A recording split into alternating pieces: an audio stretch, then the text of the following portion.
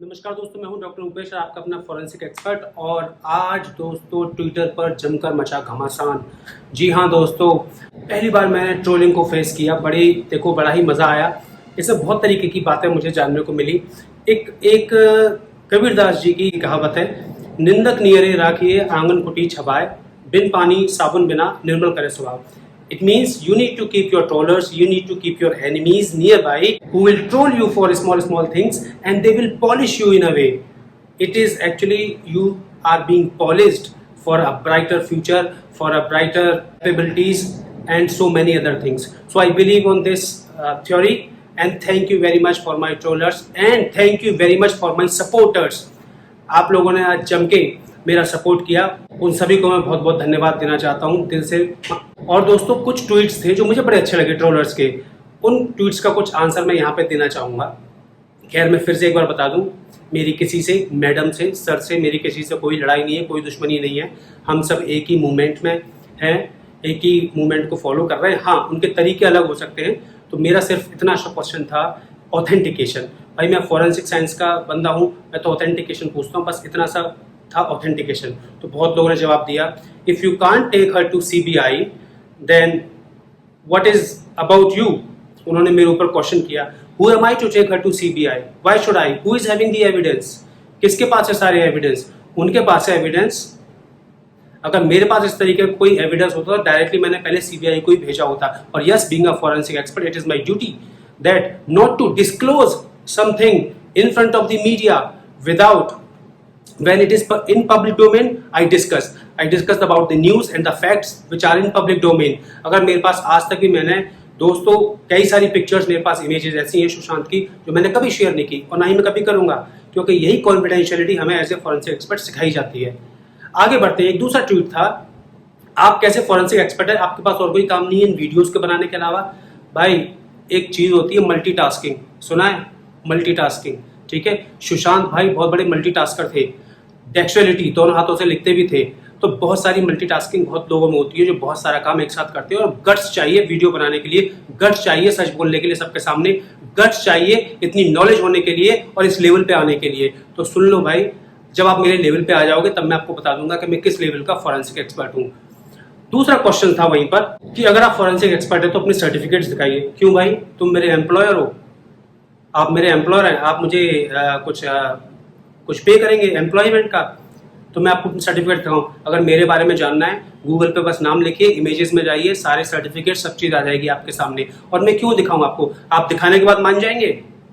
Promise me, आप दिखाने के बाद मान जाएंगे? मैं आपको दिखा दूं, अपना मुंह चुप कर लेना और सिल लेना इसको अच्छी तरह से, अपने मुंह को दिखा दूंगा। Anyways, I don't care about you trollers, about you negative people.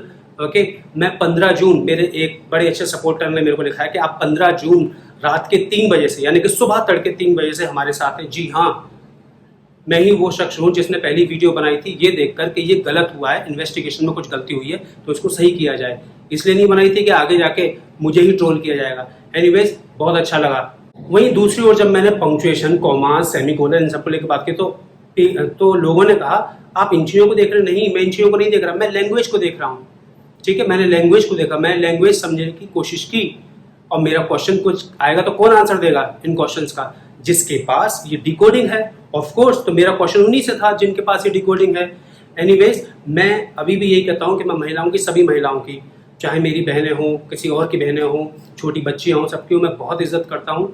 और मैं इस चीज़ में कभी भी उनको, आप देखेंगे मैंने कभी भी किसी को भी ट्रोल नहीं किया, अभी भी मैंने ट्रोल नहीं किया। मेरा क्वेश्चन ऑथेंटिकेशन पर ही था, मैंने किसी की भी कोई ट्रोलिंग नहीं की। एनीवेज, ये मेरी फिलॉसफी है, ये मेरा तरीका है। मुझे किसी से डर नहीं लगता, मुझे किसी से अपनी क्रेडिबिलिटी लूज हो जाने का डर नहीं है। ठीक है, मेरी क्रेडिबिलिटी मैं जानता हूँ। ठीक है, और अगर ये जानना है कि मैं फॉरेंसिक एक्सपर्ट हूँ या नहीं, कोर्ट में आइए, पूछिए, वहाँ पे मुझे लोग फॉरेंसिक एक्सपर्ट की तरह जानते हैं नहीं जानते हैं, कितने केसेस मैंने सॉल्व किए, कितने केसेस मैं सॉल्व करता हूँ, इस चीज़ को देखिए। जब तक भाई कोई लीगली इन्वॉल्व नहीं करेगा हमें, हम तो ऐसे रहेंगे, हम तो ओपिनियन अपनी देते रहेंगे इसी तरीके से। जितनी ओपिनियन हम एक दायरे में रह के दे सकते हैं, उसी दायरे में रह के ओपिनियन में देता हूं। दोस्तों इसी बीच कुछ मजेदार ट्वीट्स भी थे। एक फॉलोअर ने लिखा था कि उन्होंने मैडम को अप्रोच किया था CBI के पास जाने के लिए, वो तैयार भी थे। उसके बाद मैडम ने उसको ब्लॉक कर दिया। क्यों? वो तो आपके साथ CBI में जा रहा था। एक बात समझिए, मैं एज ए फॉरेंसिक एक्सपर्ट जब सीबीआई में जाऊंगा, अप्रोच करूंगा, तो मुझे बहुत सारी लीगल फॉर्मेलिटीज़ क्लियर करनी पड़ेंगी।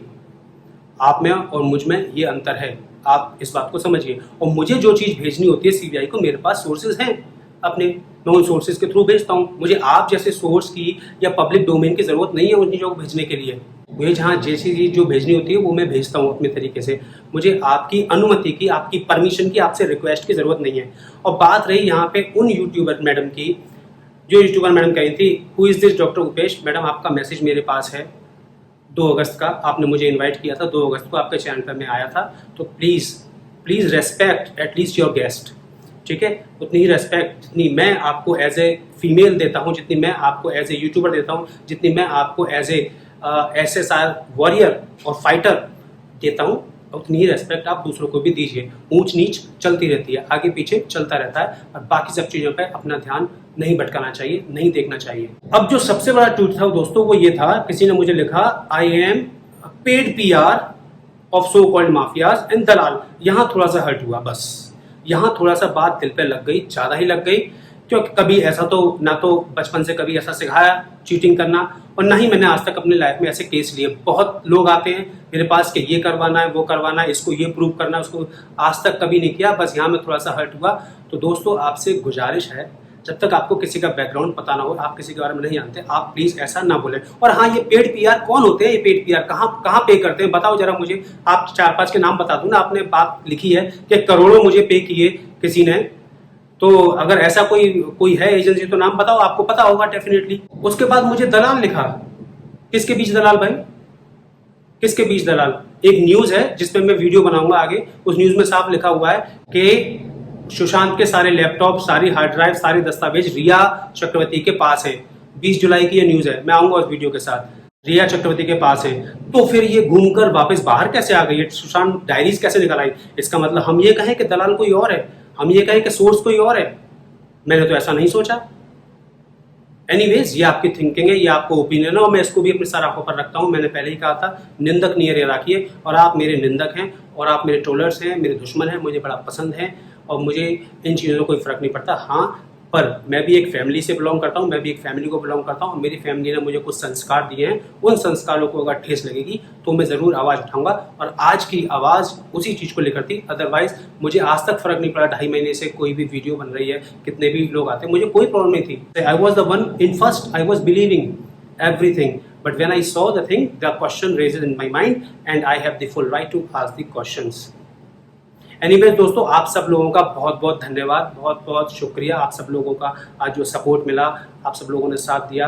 हम लोग ऐसे ही साथ बने हुए हैं SSR की इस फाइट में और बाकी केसेस में भी। और ठीक है, आपकी जो डिमांड रहती है कि श्रीदेवी केस पर बोलिए, इस पर बोलिए, एक एक करके मैं सब पर बात करूंगा। और किसी ने ये कहा कि मुझे क्या यही काम है? मुझे बहुत सारे काम है दोस्तों, मैं 3-4 दिन में एक ही वीडियो बनाता हूँ, पर कभी कभी इतना ज़रूरी हो जाता है, इतनी चीज़ें इतनी ज़रूरी हो जाती हैं कि उनको बोलना बहुत ज़रूरी है। अगर आप चुप रहेंगे, चुप रहने का ये ज़माना नहीं है।